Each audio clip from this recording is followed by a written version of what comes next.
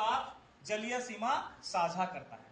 ठीक है, बांग्लादेश भारत के पूर्वी दिशा में बंगाल की खाड़ी के साथ जलीय सीमा साझा करता है। म्यांमार ये भारत के दक्षिण पूर्व दिशा में बंगाल की खाड़ी के साथ जलीय सीमा साझा करता है। श्रीलंका जो भारत के दक्षिण में है, तो यह दक्षिण दिशा में हिंद महासागर के साथ भारत के साथ समुद्री सीमा साझा करता है। और जिस जगह श्रीलंका और भारत दोनों साझा करते हैं उस समुद्री सीमा को हम कहते हैं पाक जल डमरू मध्य। अब आ जाते हैं हम थाईलैंड और इंडोनेशिया। थाईलैंड और इंडोनेशिया दोनों की स्थिति देखिएगा मानचित्र में, तो ये भारत के दक्षिण पूर्व यानी साउथर्न ईस्ट में है। तो ये दोनों देश दक्षिण पूर्व दिशा में है ना, अंडमान सागर के साथ भारत का समुद्री सीमा साझा करते हैं। सवाल है अंडमान सागर क्या है? अंडमान सागर है जो हिंद महासागर है उसके उत्तरी पूर्वी भाग को अंडमान सागर कहते हैं। अब बच गया कौन सा देश? मालदीव। तो मालदीव भारत के दक्षिण पश्चिम दिशा में, ठीक है, लक्षद्वीप सागर के साथ क्या करता है? समुद्री सीमा साझा करता है। और ये लक्षद्वीप सागर क्या है? ये उत्तरी हिंद महासागर को ही लक्षद्वीप सागर कहते हैं। तो इस तरह से हमारे इतने देश हो गए, 7 देश जो क्या है, भारत के साथ समुद्री सीमा साझा करते हैं। और इस तरह से ये भी हमारे सभी पड़ोसी देश हुए।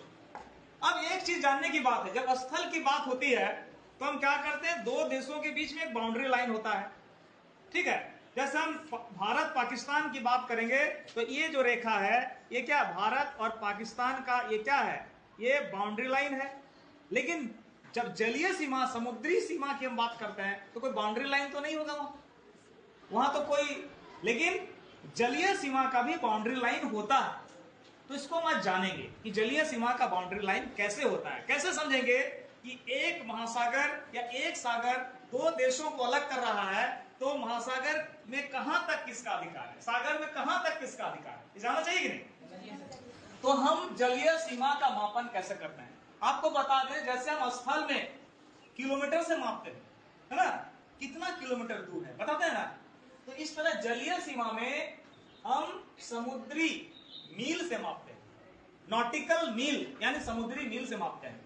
और एक समुद्री मील यानी एक नॉटिकल मील बराबर क्या होता है, 1.852 किलोमीटर होता है। 1.852 किलोमीटर बराबर एक नॉटिकल मील होता है। और समुद्री सीमा जब हम मापेंगे तो किलोमीटर में नहीं, नॉटिकल मील में मापेंगे। ठीक है, अब देखिए इसके 3 चरण हैं। पहला चरण को कहते हैं प्रादेशिक जल सीमा।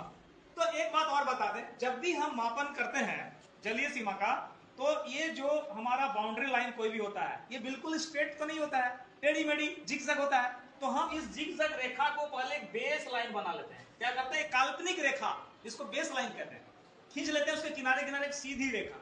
तो बेस लाइन से ही, आधार रेखा से ही हम मापन करते हैं।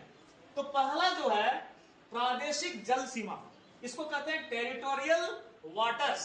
टेरिटोरियल वाटर्स किसी भी देश के जो बेस लाइन है, बाउंड्री का बेस लाइन है, आधार रेखा है, उसके 12 समुद्री मील, उसको अगर हम किलोमीटर में कन्वर्ट करेंगे तो लगभग 22 किलोमीटर तक उस देश का ही पूर्ण अधिकार उसमें होता है, पूरा राइट उसका है। और मछली पकड़ने से लेके सारा पूर्ण अधिकार उस देश का ही वहां पर होगा। कितने दूरी तक, 12 समुद्री मील, और किलोमीटर में 22 किलोमीटर। अब सेकेंड जो चरण है, स्टेप है, उसको कहते हैं संलग्न क्षेत्र, कॉन्टिजियस जोन। क्या कहते हैं, कॉन्टिजियस जोन, संलग्न क्षेत्र। अब बेस लाइन से, ये बेस लाइन से 12 किलोमीटर तक तो हो गया पूर्ण अधिकार, है ना, पूर्ण अधिकार हो गया।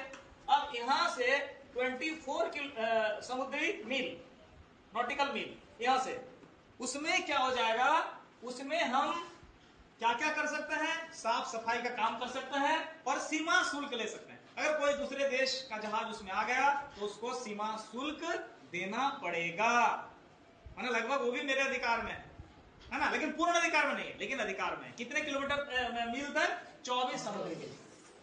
अब तीसरा में आ जाइए, अनन्य आर्थिक क्षेत्र जिसको कहते हैं, तो इसमें 200 समुद्री मील, 200 समुद्री मील। अब बेस लाइन से फिर आ जाइए कितना, 200। नॉटिकल मील। इसमें आपका क्या अधिकार रहेगा? इसमें आप वैज्ञानिक अनुसंधान कर सकते हैं, यानी साइंटिफिक रिसर्च कर सकते हैं।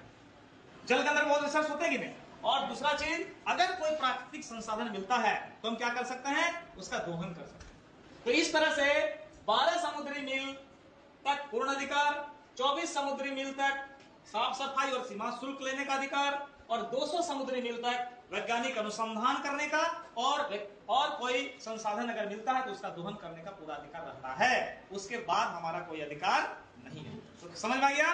भारत के सभी पड़ोसी समुद्री पड़ोसी देश के बारे में, कौन किस दिशा में है, कौन सा सागर या महासागर दोनों देश को अलग करता है, और जलीय सीमा का मापन कैसे होता है। क्लियर हो गया? Very good.